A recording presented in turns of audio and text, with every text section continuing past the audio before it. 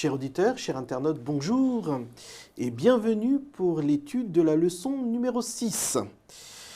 Nous voulons comprendre quelle est la part de Dieu dans cette transformation de notre caractère. Nous nous retrouvons après le jingle.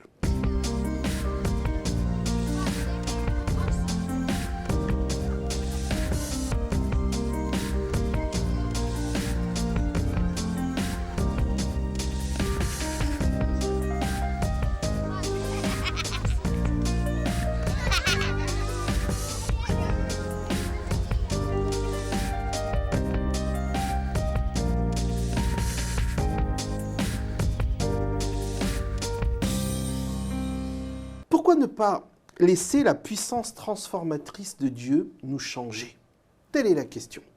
Et pour ce faire, j'ai le plaisir d'accueillir le pasteur Rakoto. Bonjour. Et le pasteur Carneva. Bonjour. Alors, nous avons la joie de partager ensemble l'étude de la parole.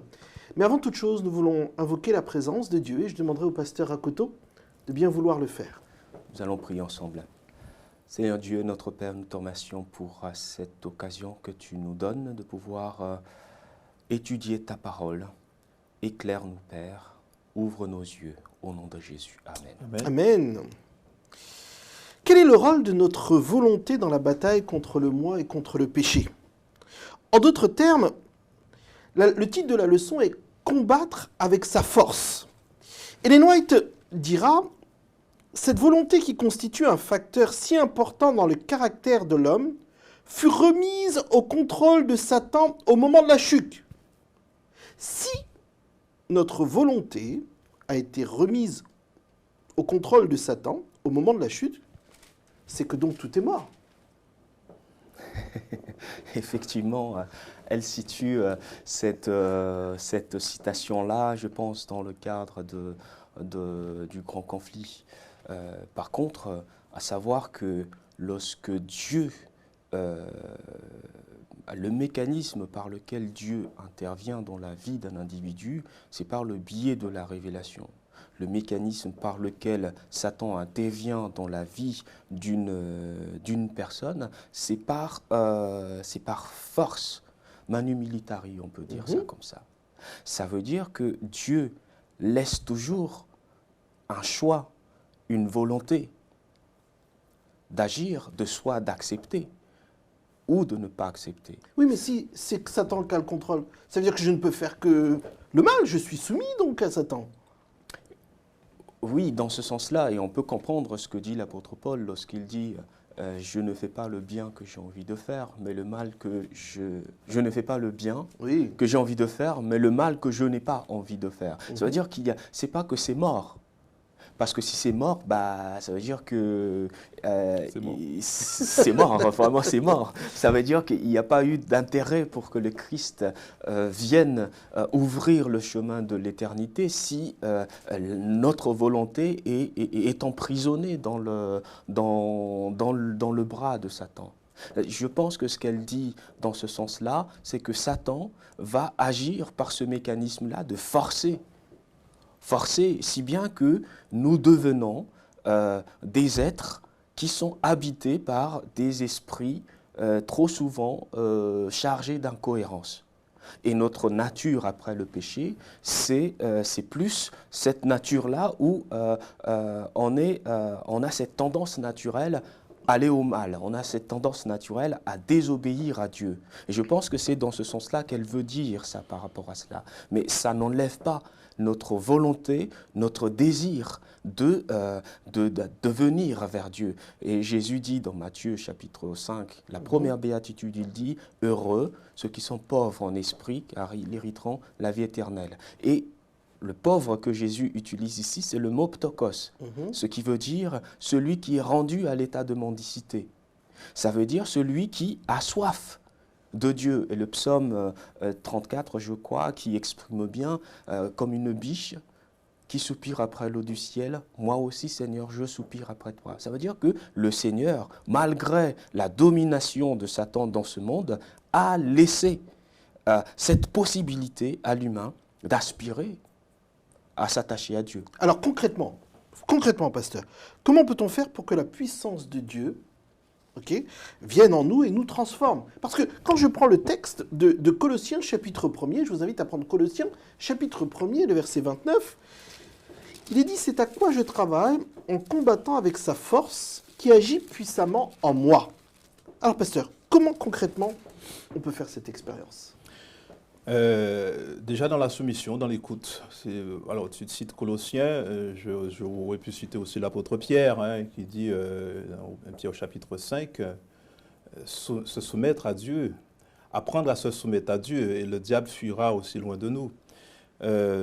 Nous n'avons pas la force. Il y a une emprise, tu l'as bien exprimé, il y a une emprise de l'adversaire du diable dans notre corps, et c'est même marqué, même génétiquement. Je veux faire le bien, mais le mal est attaché à moi. Donc il y a une véritable emprise du mal, et voilà, c'est dans notre ADN même de rechercher ce qui déplaît à Dieu, de rechercher le mal, parce que notre nature, elle est détériorée. Et ça, il y a nécessité d'un reformatage, de se vider, d'être vidé, de se soumettre à Dieu, de s'abandonner à Dieu pour cela. Et il n'est pas comment dirais-je, au possible de l'homme par lui-même d'échapper à sa nature. Simplement, il faut qu'il se soumette à Dieu. Dieu, et c'est l'apôtre Paul qui va l'exprimer plus précisément, je fais allusion à ce que tu as dit dans Romains chapitre 7, pour dire, surtout, ne lisez jamais Romains 7 sans lire Romains chapitre 8. Hein, à la fin de Romains 7, heureusement, grâce soit rendue à Dieu qui nous donne. Et Romains 8 va nous dire, l'apôtre Paul va le dire, nous avons par le Saint-Esprit. Et ça, c'est pour nous la grâce de Dieu. D'ailleurs, c'est une grâce. Nous ne faisons rien, nous n'avons pas cette possibilité. Alors, tu es en train de dire qu'il n'y a aucune part de l'homme dans cette transformation? Il y a à se soumettre. Là où nous ne pouvons pas combattre par nous-mêmes nos défauts, nos défauts de caractère, non, là où il faut savoir où se situe le combat spirituel. Le combat spirituel consiste à se ranger, à faire un choix, à faire déjà un choix. Le combat spirituel consiste à mobiliser ses pensées vers Dieu, à demander le secours de Dieu. Parce que c'est l'expression de la défaite humaine, c'est ça, dans l'esprit simple de l'homme. Il faut qu'il s'approprie l'aide que Dieu veut lui donner. Colossiens, tu as cité Colossiens, Christ en nous l'espérance de la gloire.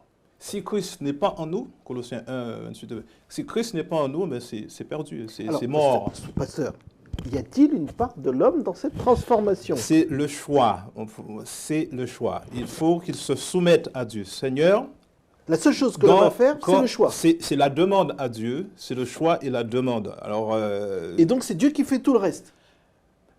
Mais moi, je n'ai pas la force de le faire, c'est ce que l'apôtre Paul va le dire. C'est pour ça qu'il insiste, grâce soit rendue. C'est pour ça que je disais, il ne faut pas lire Romains 7 sans lire Romains 8. C'est le Saint-Esprit. Et c'est pour ça que mon rôle, c'est de réclamer l'aide, la force de Dieu. Ma part, c'est de demander à Dieu. Ma part, c'est d'insister auprès de Dieu. Ce n'est ni par la force, ni par la puissance, disait Dieu à Zorobabel, mais c'est par mon esprit. Donc, encore une fois, de même, les parents sont disposés à donner de bonnes choses à leurs enfants. Jésus dit de même, le Père Céleste est disposé à donner le Saint-Esprit à ceux qui le lui demandent. Alors pour que l'on soit au clair avec nos auditeurs, Pasteur Akoto, est-ce que vous êtes d'accord? L'homme n'a aucune part dans cette transformation? C'est vrai que la restauration est une œuvre divine. Ça, c'est un fait. Maintenant, il est aussi vrai que Dieu appelle quelqu'un.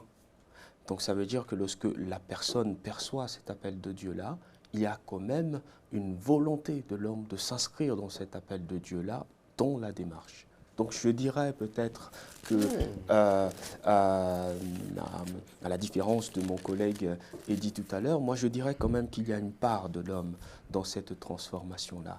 Parce que je reviens à un exemple que j'ai déjà cité auparavant. Jésus dit, si au moment des offrandes, tu te souviens que tu as quelque chose contre ton frère, pose ton offrande et va le voir.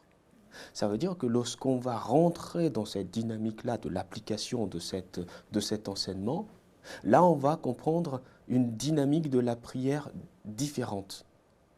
Parce que la prière a un sens lorsqu'on expérimente la chose avec le Seigneur. Et d'ailleurs, le Saint-Esprit, le paraclet, qui signifie celui qui est envoyé dans le but d'aider. Donc, ça veut dire que l'application des enseignements, si on va, si on va juste se fier à notre nature, bah non. Bienveillance, non, c'est pas notre nature, mais c'est l'aide du Saint-Esprit qui nous permet de rentrer dans cette dynamique bienveillante-là. Alors, pasteur, vous avez dit si on entend. Ça me Alors, fait penser à un texte. Alors, je vous invite à prendre ce texte, parce que il est Justement. 1 Pierre chapitre 1er. Prenons Justement. ce texte. 1 Pierre chapitre 1er, le verset 13. Ce petit mot m'a fait penser à ce texte. Le texte dit « C'est pourquoi, saignez les reins de votre entendement, soyez sobres, ayez une entière espérance dans la grâce qui vous sera apportée lorsque Jésus-Christ apparaîtra. » Qu'est-ce que Pierre veut dire par là? D'écouter. Ça veut dire que se soumettre à Dieu, c'est être à son écoute. Seigneur, qu'est-ce que tu veux que je fasse? Seigneur, quand Dieu dit je veux te donner le Saint-Esprit, il faut que tu sois à l'écoute du Saint-Esprit. Il faut que tu sois à son écoute. Il y a des gens effectivement qui disent Seigneur, donne-moi le Saint-Esprit, mais le Saint-Esprit est là, mais tu ne l'écoutes pas.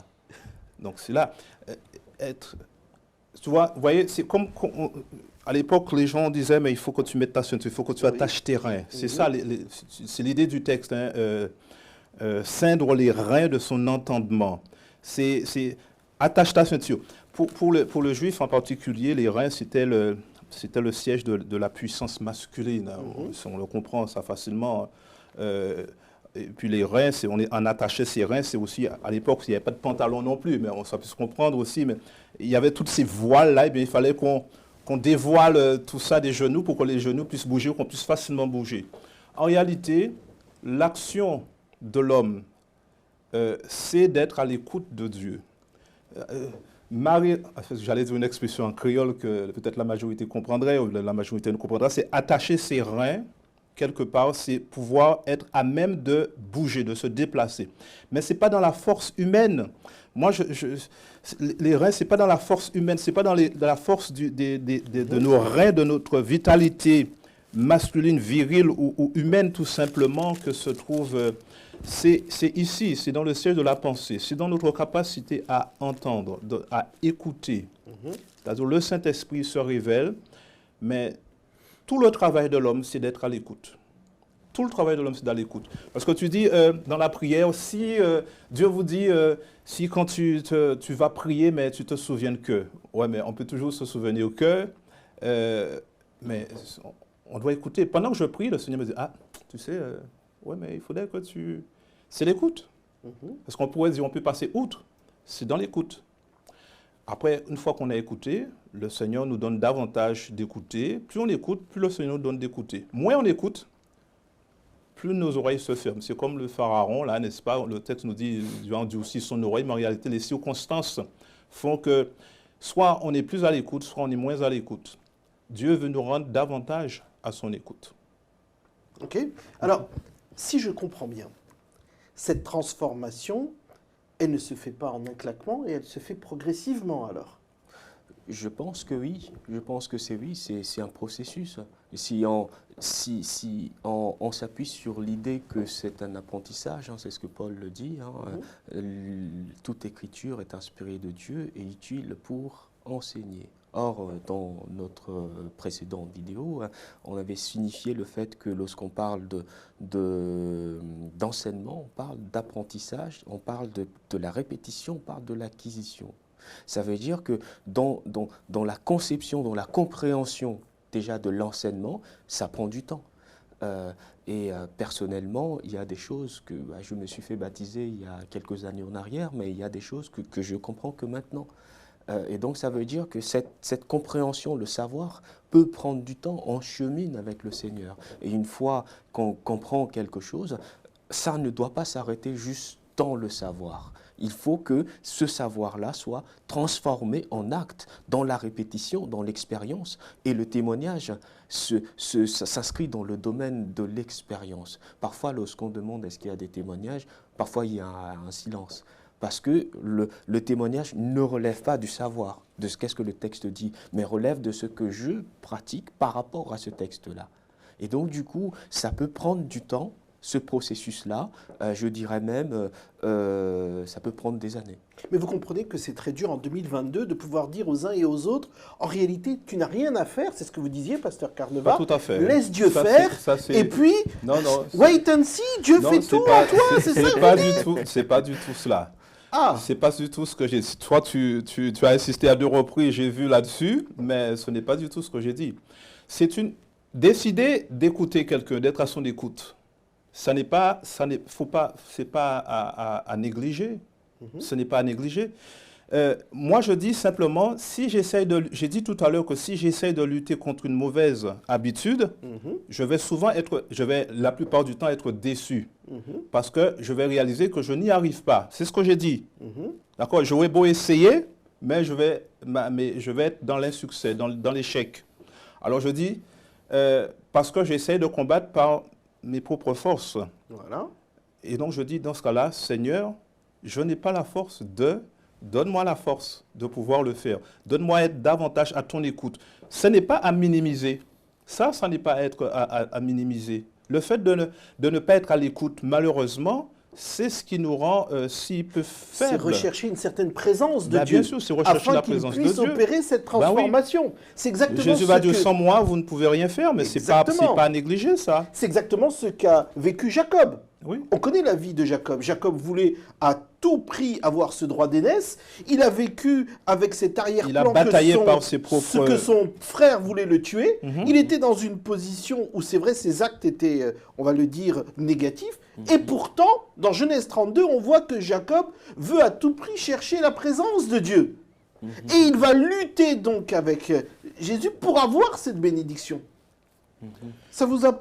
Et merci pour cette... J'attendais que tu viennes là-dessus. En réalité, qu'est-ce qui se passe? Quand il réalise que finalement, il ne peut obtenir cette bénédiction par ses propres moyens, il est obligé de dire, je ne te laisse pas partir si tu ne me donnes cette bénédiction. Je ne te laisse pas partir. Jésus a promis le Saint-Esprit. Seigneur, je ne veux pas m'arrêter de prier. Je ne vais pas m'arrêter. Ce n'est pas parce que je t'ai prié pour ça ou que j'ai, dans mon baptême, Seigneur, oui, on a prié pour que j'ai le Saint-Esprit, que je considère que baptiser une fois, le Saint-Esprit une fois, et bien sûr, non. La Bible parle d'un renouvellement du Saint-Esprit. L'apôtre Paul nous en parle, Tite, etc. Il y a un renouvellement de Saint-Esprit. Je dois être baptisé chaque jour.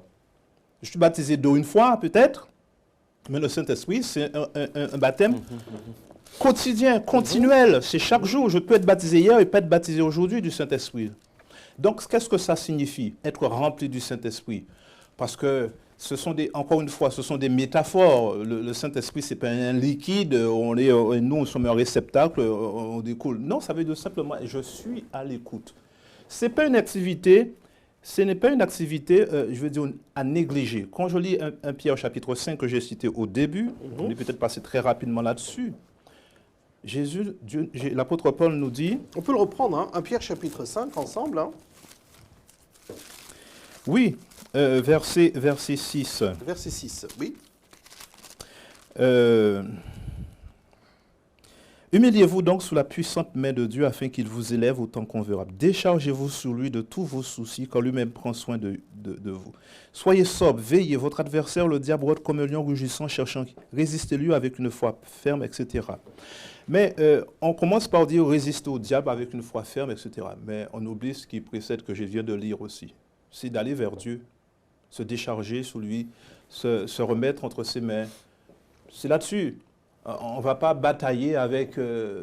non, les âmes spirituelles, c'est la présence de Dieu en nous. Donc il faut la réclamer. On voit à travers l'exemple de Jacob quand même que malgré que c'était un homme imparfait, Dieu l'a béni dans cette transformation. Dieu l'a accompagné. Oui, effectivement. Et là, on voit dans cette histoire-là l'aspiration de l'humain. Malgré nous, malgré notre incohérence. Parfois, ça ne nous fait pas toujours du bien.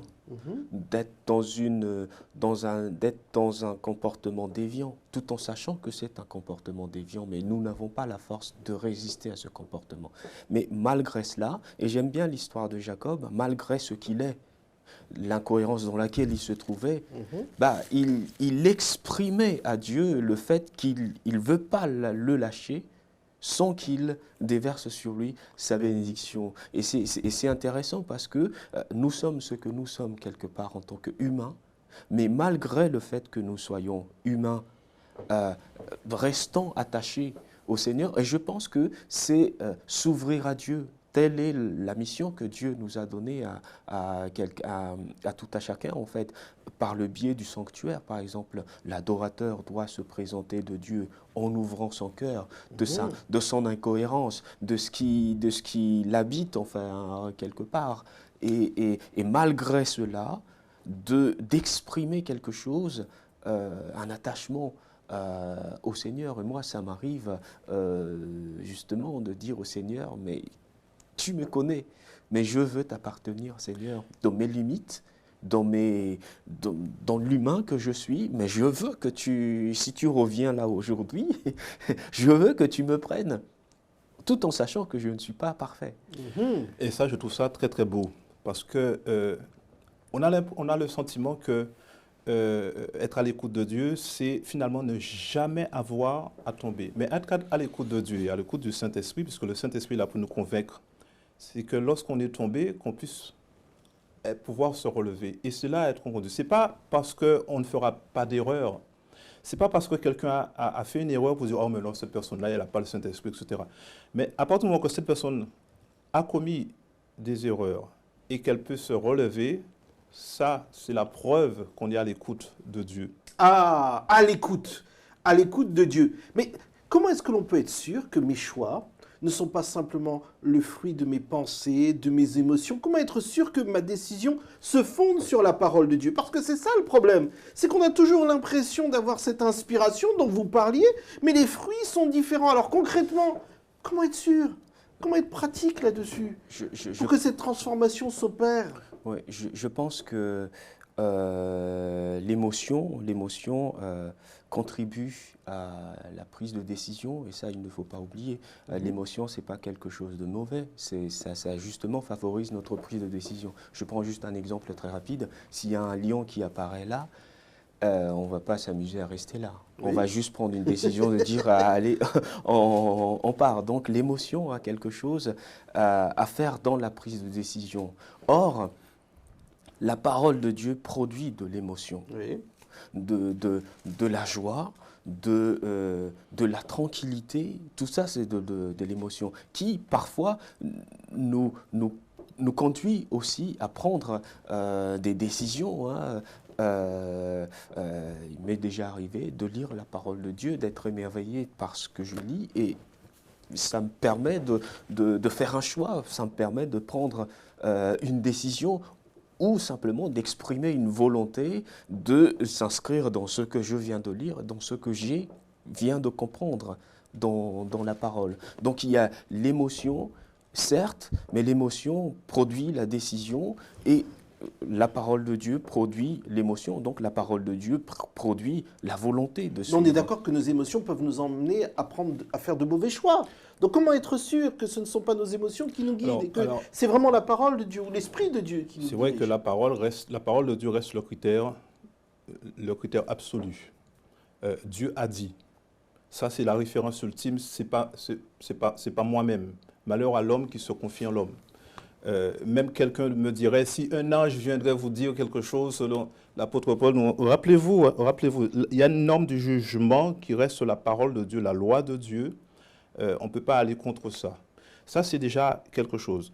Mais par rapport à nos pensées, à nos émotions, parce que nos émotions, c'est Dieu a mis des émotions en l'homme.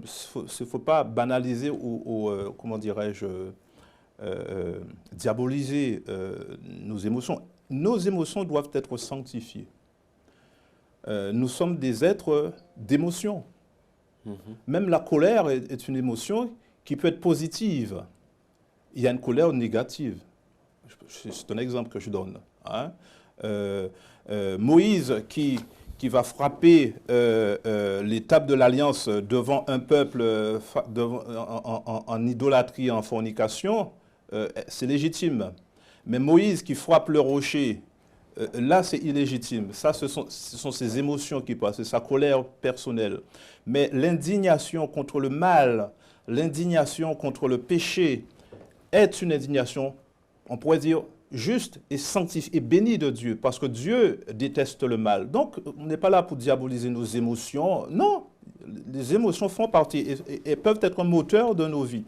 Simplement, il faut que nos émotions, et je lis simplement en Philippiens chapitre 4, le verset 7 me semble aussi intéressant, 7 et 8. « Et la paix de Dieu qui surpasse toute intelligence gardera vos cœurs et vos pensées en Jésus-Christ. Au reste, frère, que tout ce qui est vrai, tout ce qui est honorable, tout ce qui est juste, tout ce qui est pur, tout ce qui est aimable, tout ce qui mérite l'approbation, qui est vertu et digne de loin, soit l'objet de vos pensées. » Et on pourrait citer des criels de textes où l'apôtre Paul, que ce soit dans Éphésiens ou Colossiens, dit que la parole de Dieu habite en vous par des chants, etc. etc. Qu'est-ce qui occupe nos pensées ?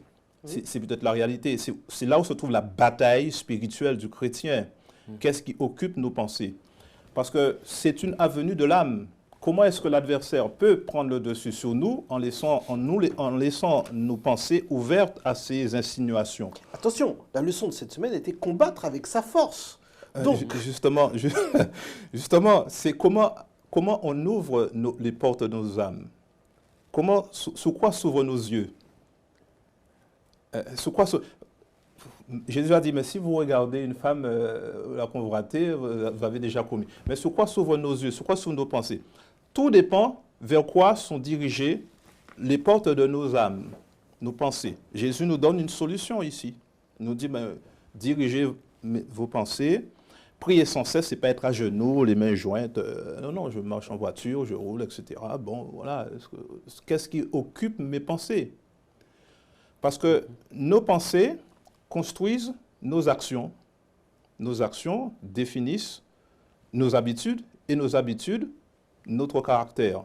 Donc avant d'aborder la notion de caractère, d'action, la Bible nous invite à considérer nos pensées. C'est là-dessus que se situe le combat. Le combat. Pasteur, le mot de la fin?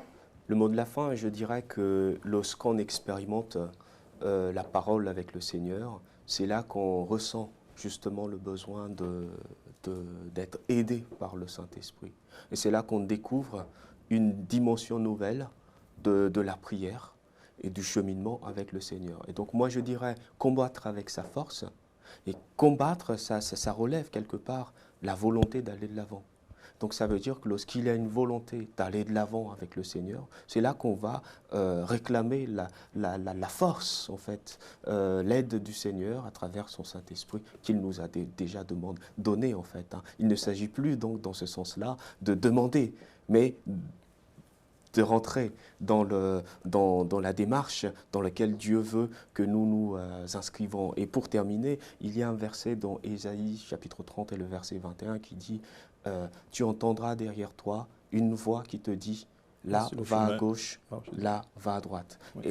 Et le combat réside dans cela en fait, dans la perception de cette voix-là et dans notre volonté d'aller de l'avant en s'appuyant sur le Seigneur, parce que tout seul, nous ne pourrons pas. Merci. Merci, chers amis. Vous l'avez compris, notre prière de cette semaine, c'est de demander au Seigneur d'agir en chacun de nous et de nous transformer. Rappelez-vous de ce que Paul disait, « Je puis tout par celui qui me fortifie ». Dieu, en nous, tout est possible. Je vous invite à vous abonner à notre chaîne, si ce n'est pas encore fait. En tout cas, que la grâce et la paix du Seigneur soient sur vous. Au revoir.